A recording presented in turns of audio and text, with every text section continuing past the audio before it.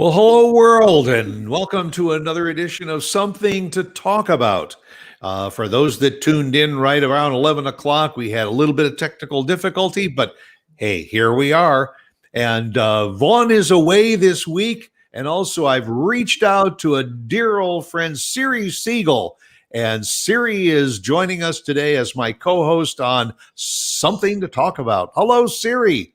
Hello there. I got to tell you something. For people who may not be watching the video portion of this on the internet, Stuart is very clever. He has more than one pair of glasses. Right now, he's wearing his red glasses. They look terrific. He looks so modern.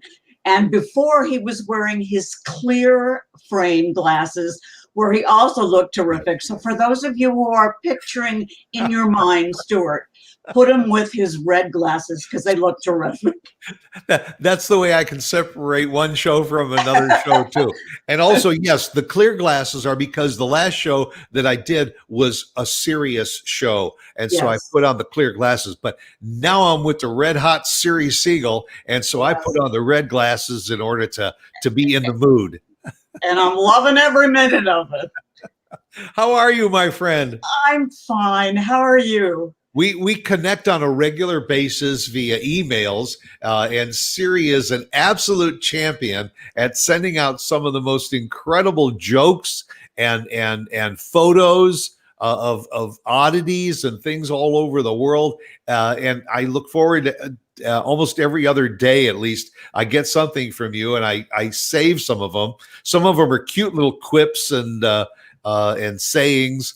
And you just must have a lot of fun seeking out all of that stuff to share.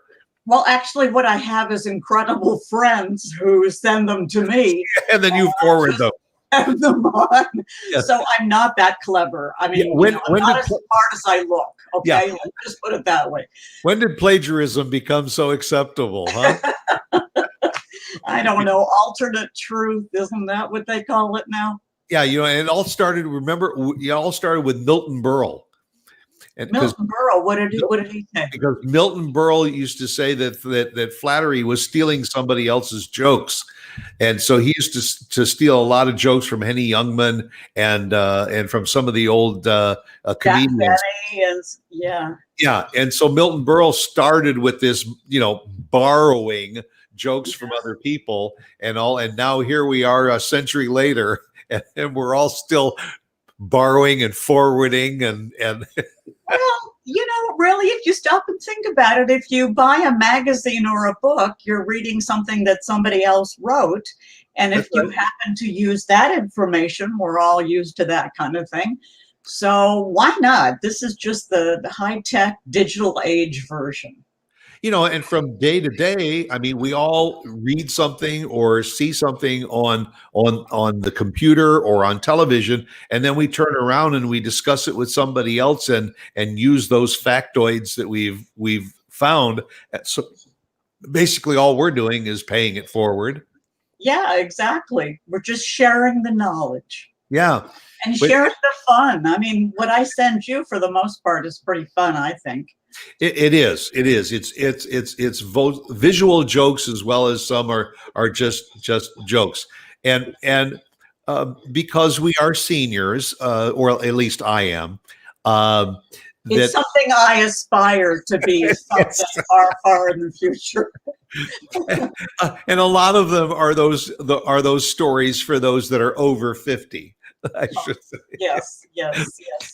And very human. So what have you been up to? Siri and I know each other actually through Collin College.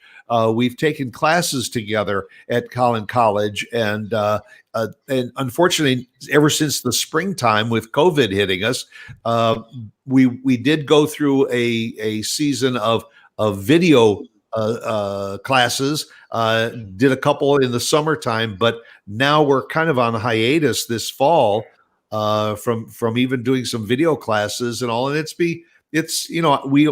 I miss it. I miss it a lot. I miss teaching as well as being in the classroom. Yeah. I do too. I do too. And as far as what I've been up to, basically the same as everybody, not a whole lot. I do go out to restaurants once in a while, and I do my own grocery shopping and Walmart and Costco runs and stuff like that. But I do have very exciting news in the sense that I have two new additions to the family. Wonderful.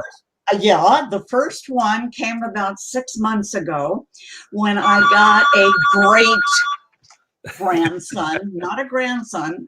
My grandson is great, but he had a son. And so now I have a great grandson.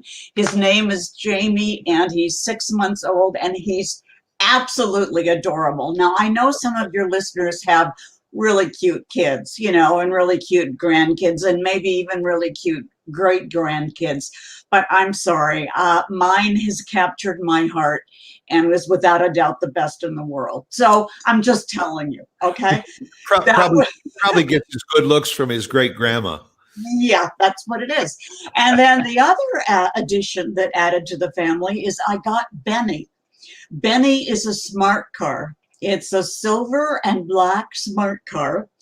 And I put a little turn key on the top. It's a bright red turn A wind up? So it looks like it's a wind-up toy. And I get so many wonderful comments and looks at it every time I pull into a gas station because it's not electric. Somebody invariably comes over and says, well, how many miles do you get to a turn? And we go off for hours. That is so you, Siri. Yeah, It just sounds so much like you. And for a smart car, for those that know the smart car, a little 2-passenger, really a tiny. I mean, you could park it sideways in a parking place. But you are. How tall are you? I'm 5'8". Yeah. And believe it or not, it's very roomy inside, and it actually sits up high enough where you get a great view out the windshield. And speaking of that, I was thinking for the dashboard, I really should go out there and get myself one of those bobblehead hula dancers, because I don't know, because that's what you should do. But in fact, I thought it over and I decided, no, the perfect bobblehead for my smart car is Albert Einstein. So the smartest man in the world is sitting on the dashboard of my smart car. So you have Albert Einstein sitting on the front of your car, and yes, and just yes, and he's bobbling and agreeing with whatever I say. And the key, you got to take a picture of that and send it to me. I will. I will. Have it. And you call the car Benny? Benny, yeah. Benny. Yeah.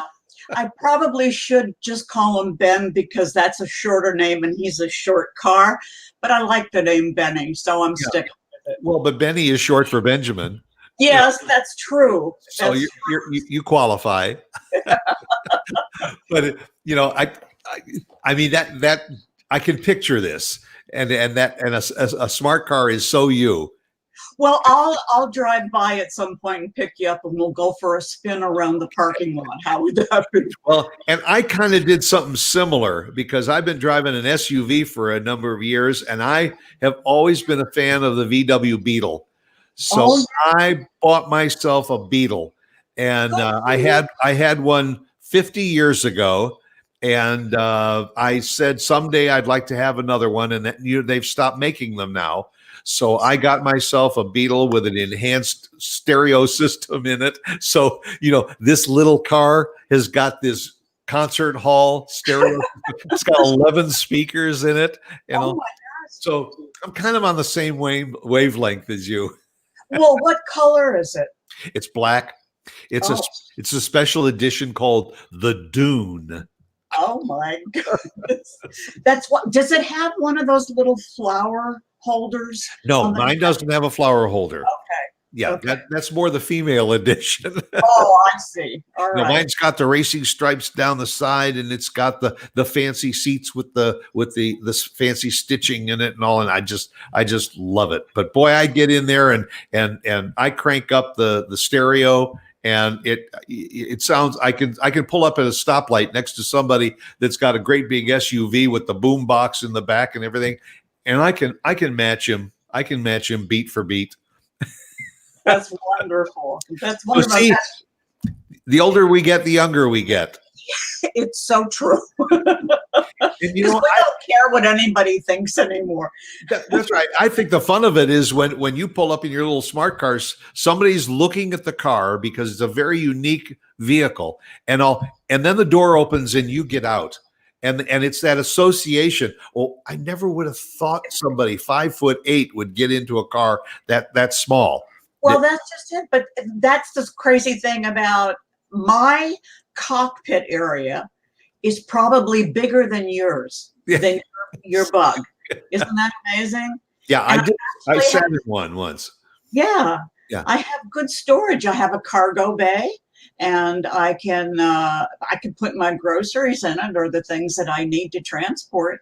So, and then I also have Princess, a Prius, for real driving. You know, if I do anything above 35 miles an hour, I generally, Or if you have to pick up two people. yeah, exactly.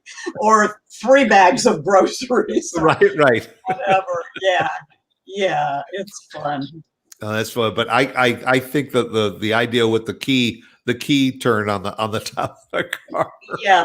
Well, you know, several times I'll park the car and be in a public parking lot at a supermarket or a post office or something, and I'll come back and there are people there taking pictures of Benny. So what I do now is I'll say, well, let me show you the inside too, and you know, open the doors and let them enjoy. And then when it's a bright sunny day and I've parked the car, I have a windshield screen that looks like one of the cars from the Cars movie. So it's got these big blue eyes and eyebrows and everything. So when Benny gets all dressed up, he's just to die for. Well, I would imagine with the key on the top too, Yeah. it makes it a lot easier to find in a big parking lot. You know, it actually is, because the red key actually does stick up above the other cars, and so I can find them without any trouble. Isn't that fun? I'm telling you, that is so you. I know. I just get a kick out of that kind of stuff. So- The other thing I did is, it was my birthday 2 days ago. And Really? Happy birthday. well, thank you. I know I look hardly a day or two. I didn't get a notice on Facebook that it was your. I'm surprised. Well, I'll talk to my publicist about that. But I did throw myself my own surprise birthday party. You did. Were Yes, you I did. surprised? Well, what I did is I invited a couple of girlfriends over for lunch, and I just told them they were coming over for lunch as far as they knew. And when they arrived at my door, one by one, you know, as people do, I opened the door and yelled, "Surprise!" And then my guest, you know, was surprised. And then as each person came, because there were 5 of us, they would join me, and we would all together yell "surprise." And so everybody was surprised for my birthday. So I thought that worked out nicely. They were surprised because they were invited to a surprise birthday. Exactly. And you know how it is when you have a surprise party. Most of the time you sort of figure it out, or you know ahead of time, and then you have to start pretending like you're surprised. Right. Did you do that? We're really surprised. Yeah. So, you were very surprised. I knew about it ahead of time. I got You it did. because I was How kind of, could you allow that to happen? but they weren't, and that was the surprise. So it was fun.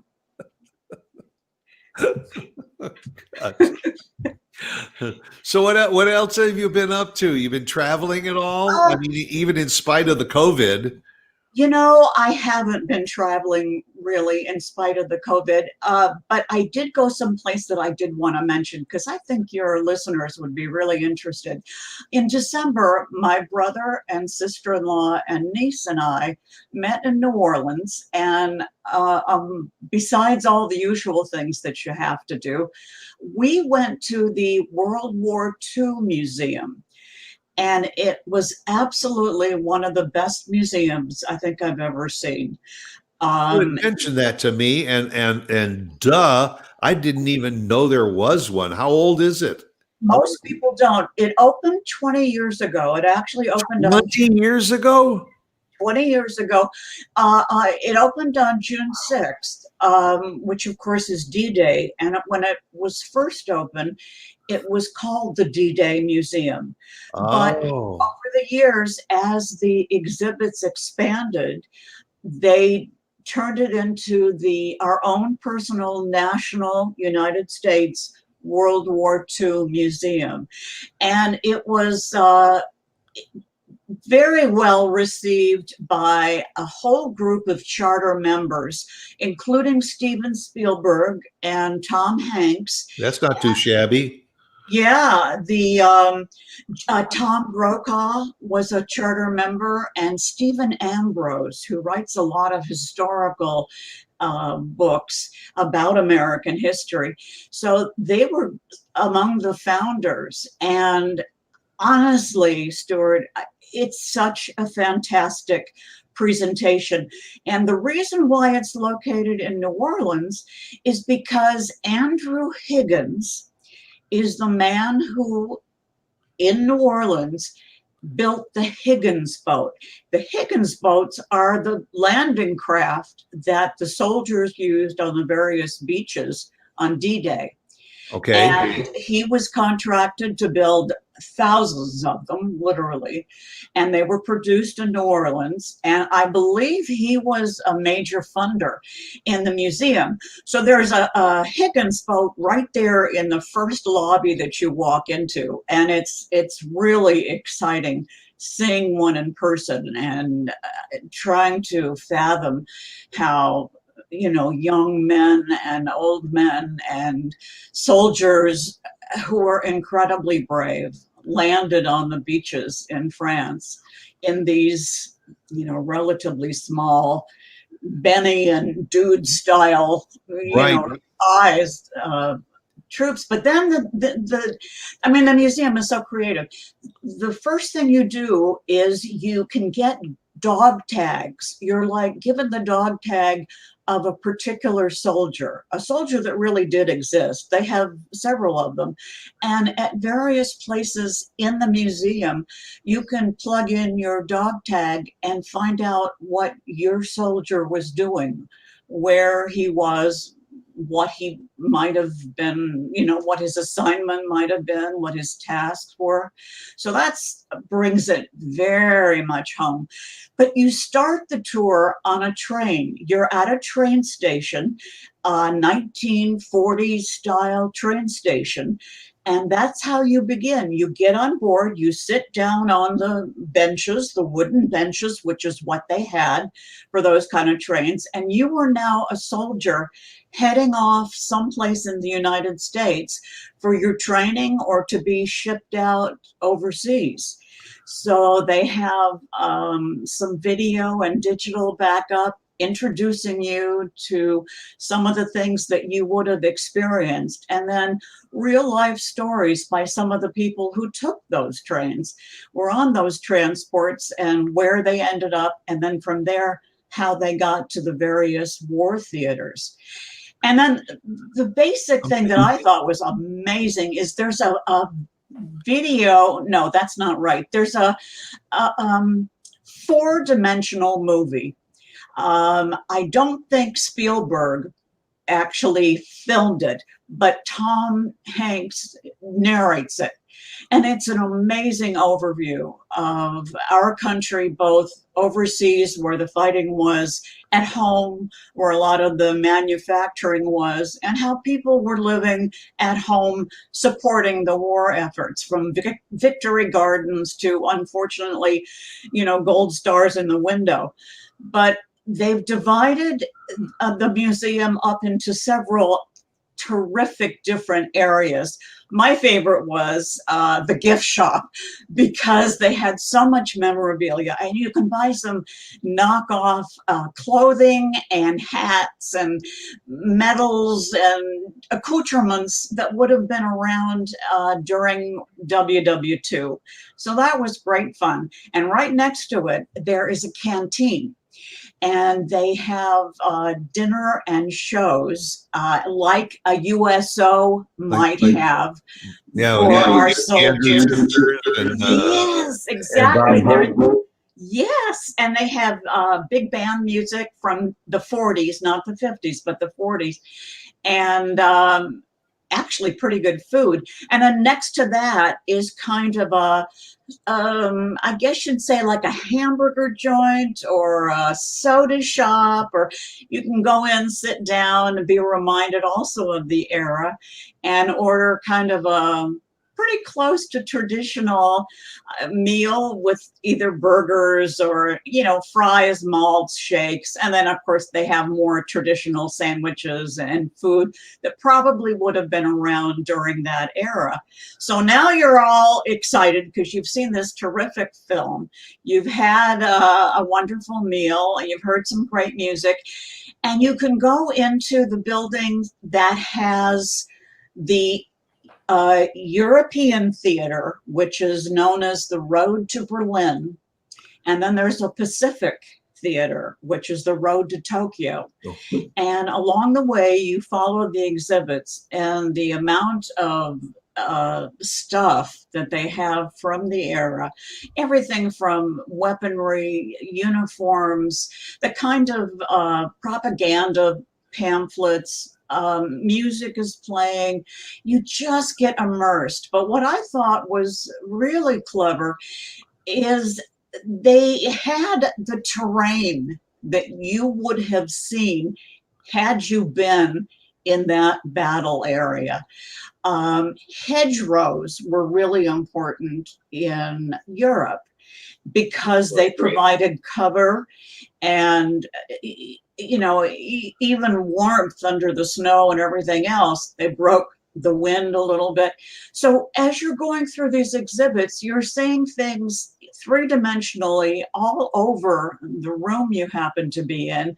You're seeing snow on the ground. You're seeing the terrain. You might hear animals that might have been in that area. I mean, it's just, it's fantastic. It so really it sounds is. like it's as much of an audio exhibit as it is a video exhibit. Yeah, it's got everything you could think of. It's got everything from newspaper, you know, headlines and printouts. They've used so many different medium to let you, and especially kids, young kids that, you know, are just maybe learning about World War II. It lets you experience as best you can. There'll be a Jeep that may be bullet hole ridden, that's been left on the side of the road, and the road is dirt and there's rocks, and you feel like you are right there on the battlefield, and it's very impressive. I have to believe that some of that influence of the scenery is where Spielberg and Hanks may have come in with some of their influence in set design and all. And of course, Brokaw, didn't he write the book about the Greatest Generation? He did, and and his influence as far as the historical aspect. Now, were you able to follow, like on a phone or as you went through, to follow some of the commentary throughout the museum? yeah, and what was really, what made it also very heartwarming and very personal and very real is the fact that oftentimes it would either be your dog tagged soldier that you would hear, Yeah. or it might be another one, so you got a different perspective. And then just a lot of real stories, what it was like. You saw their letters from when they wrote home. You saw the letters they got that somehow found them on the battlefield. I mean, it was really as much of a recreation of the environment, the situation, the conditions, as you can get, Yeah. in a museum 70 something years later. But I it's mean, a I'm absolutely embarrassed to say that I didn't know this and that it's 20 years old, but definitely going to be something that I'll put on my bucket list. But did you say that there were some, middle-aged and young people, children that were at the museum when you were there? They were there when I was there, but over the last, I think, 20 years, something like 780,000 students and teachers have taken specially designed tours through the That's museum. terrific. They have a huge research center where you can do very sophisticated research or just for your own interest, look at documents that were saved. They call them macro artifacts Okay. that they are constantly working on to preserve and return to their condition when they probably would have been used, in the 40s. They have, of course, you have to have the aircraft. So hanging from the ceiling in that particular pavilion, they've got a lot of the planes that would have been used mostly by our people, our side, but some others as well. And then the uniforms and the helmets and I mentioned the gunnery and the cannons and all of that. And they're still adding on. They're still building. There's a submarine that you can go into that would have been what the submarines of that era would have been like. So you can see how primitive, how amazingly brave these people were to go down in something like that. The planes. If there's any downside to this, it's just that I'm thinking back that this is 20 years old, but how many World War II veterans and people from that era never had the chance to see something like this? And there are so few World War II veterans that are still mobile enough and all to make a trip like this. But it's certainly something for the generations to experience, to know what their fathers and grandfathers and all had experienced back then too. They in the main lobby area, they actually had a few veterans, some men and some women who were Like serving. Dothan? And they're there with some of their scrapbooks, and they want to talk to you, and they want you to ask them questions. And of course, like you said, they'll all soon be gone. So it's an amazing opportunity to meet and talk with these people. Well, definitely got to put that on my list of things to do. And if I have any questions, I know who to call now. Well, you can call me, or you can call the National World War II Museum right in downtown New Orleans. Or we could, maybe just on a long weekend or something, we could just crank up your little smart car or something, and we'll just buzz over to New Orleans and spend the day there. Yeah, that sounds great. Just you and I, and there's no luggage room, so. And there's a hotel that I think the hotel hasn't opened yet, but there will be a hotel and conference center in the museum. Now, a lot of people that are familiar with New Orleans know where, like, the Dome Stadium is, and where the Beale Street and all of that, the French Quarter. Where is this in relation to that? I have no clue. I have to be totally honest. I can read you the address. It's called Magazine Street, and but it's Magazine Street, New Orleans. I don't know where it is, other than it's downtown, but by the water. Yeah. And I say that because we took an Uber driver from our hotel to get us there, and I don't know New Orleans very well. So, but it does seem to me we did go by the dome, the sports dome. Well, yeah, if it's near water, then it can't be too far away from where the French Quarter is, because that was down near the harbor. Yeah.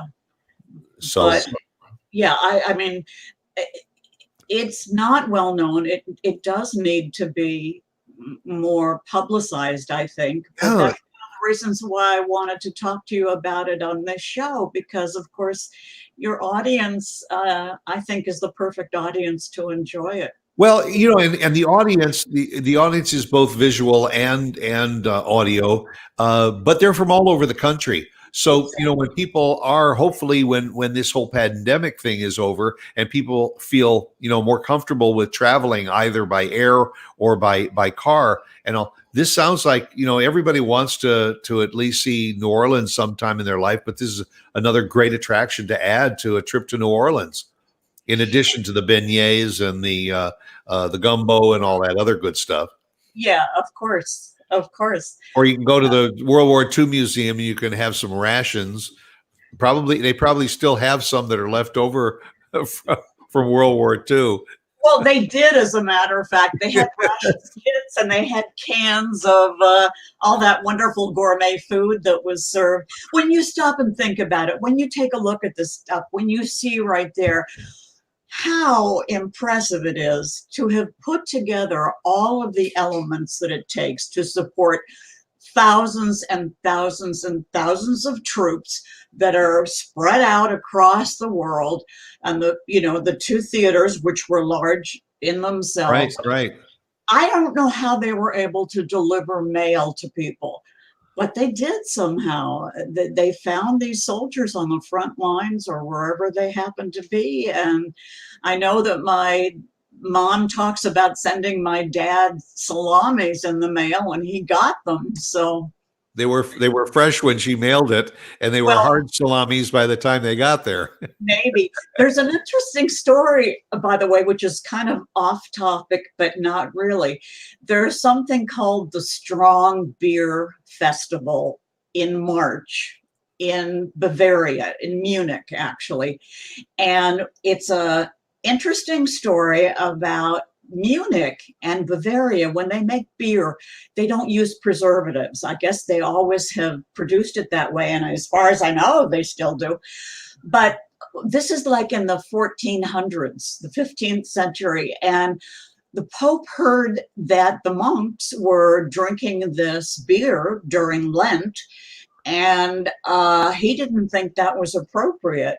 So what he did is he had his emissaries go to Munich, pick up a sample of the beer, and then travel with it all the way back to Rome to let him see what it was all about. Well, you can imagine, that was a long trip back in those days. Right. By the time the beer got to the Pope, it was rancid and, horrible. So he tasted it and he said, oh my gosh, if this is what the monks are drinking, I salute them for their perseverance in the time of Lent. And he let them keep drinking it. Isn't that fun? Oh, that's funny. Well, we got a little bit of a late start on the show and all, but we're starting to run out of time. But it is such a pleasure to share a little bit of time with you, not only via our emails and all back and forth, but to actually do it on video and share with the audience. It's amazing, isn't it? It is. This modern technology just brings us so much closer together. Yep. Siri Siegel, my very, very special friend on Something to Talk About. I thank you very, very much for sharing the story of the World War II Museum and also a little bit of banter along the way too. So you take care of yourself, and we'll get together personally one of these days, and maybe I'll buy you a beer. Where will you buy it? And when will you buy it? A Bavarian beer. Too. Well, you take care and be well, and talk to you soon. Take care, folks, and thanks for sharing a little bit of Something to Talk About with Siri Siegel and myself. Go out and make it a good weekend, and join us right here again next week for another edition. Take care of yourself. Bye-bye.